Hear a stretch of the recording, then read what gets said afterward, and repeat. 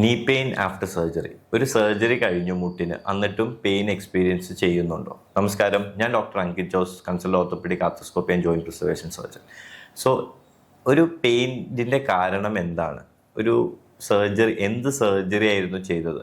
അതൊരു തേയ്മാനത്തിന് ടോട്ടൽ നീ റീപ്ലേസ്മെൻ്റ് ആണോ? അതൊരു മെനിസ്കൽ ടയറിനുള്ള സർജറി ആണോ? അല്ലെങ്കിൽ ഒരു മൾട്ടി ലിഗമെന്റ് സർജറി ആണോ? അപ്പോൾ ഒരു പേഷ്യൻറ്റിൻ്റെ പെയിൻ ആഫ്റ്റർ സർജറി അത് ഏത് സമയത്താണ്? 3 വീക്സ് ആണോ, 6 വീക്സ് ആണോ, 3 മന്ത്സ് ആണോ, 6 മന്ത്സ് ആണോ?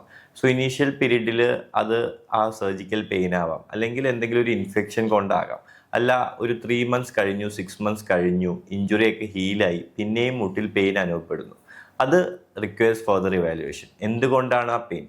Mainly may be most common cause lack of muscle strength ആവാം. ആ സർജറി കഴിഞ്ഞിട്ട് മസിൽ ഷട്ട് ഡൗൺ സംഭവിച്ചിട്ട് ആ മസിൽ തിരിച്ച് ഡെവലപ്പ് ചെയ്തിട്ടില്ലാത്തത് കൊണ്ട് മുട്ടിൽ വരുന്ന സ്ട്രെസ് ആകാം. അല്ലെങ്കിൽ 6 മന്ത്സ് ആയിട്ട് പെയിൻ ഉണ്ട്, ഐസൊലേറ്റഡ് മെനിസ്കൽ ഇഞ്ചുറി ആയിരുന്നു, മെനിസ്കൽ റിപ്പയർ ആണ് ചെയ്തതെങ്കിൽ മെനിസ്കൽ ഹീലിംഗ് ടൈം ചിലപ്പോൾ ഡിലേഡ് ആകാം, അതും ഒരു കാരണമാകാം. പക്ഷേ ഇതിൻ്റെ അകത്ത് എന്ത് സർജറി ആണ്, മുട്ടിൻ്റെ അവസ്ഥ എന്താണ്, മുട്ടിൻ്റെ മസിൽ സ്ട്രെങ്ത് എങ്ങനെയുണ്ട്, മുട്ടിൻ്റെ മൂവ്മെൻറ്റ് എത്രയുണ്ട്, എന്ത് ആക്ടിവിറ്റിയിലാണ് പെയിൻ വരുന്നത്, പെയിൻ രാവിലെ എണീക്കുമ്പോഴാണോ ഉള്ളത്, അത് ഇച്ചിരി സ്റ്റെപ്പ് എടുത്ത് കഴിയുമ്പോൾ, നടന്നു കഴിയുമ്പോൾ വേദന പോവുകയോ ചെയ്യുന്നുണ്ട്, അല്ലെങ്കിൽ ഈവനിങ് ആകുമ്പോഴാണ് പെയിൻ അനുഭവപ്പെടുന്നത്, പെയിനിൻ്റെ ഒപ്പം നീര് വരുന്നുണ്ടോ, അല്ലെങ്കിൽ പനി വരുന്നുണ്ടോ, അങ്ങനെ കുറേ ഫാക്ടേഴ്സ് നമ്മൾ കൺസിഡർ ചെയ്തിട്ട് മാത്രമേ ഉള്ളൂ ഒരു ഡെഫിനിറ്റീവ് കോസ് ഓഫ് പെയിൻ നമുക്ക് കണ്ടുപിടിക്കാൻ പറ്റുള്ളൂ.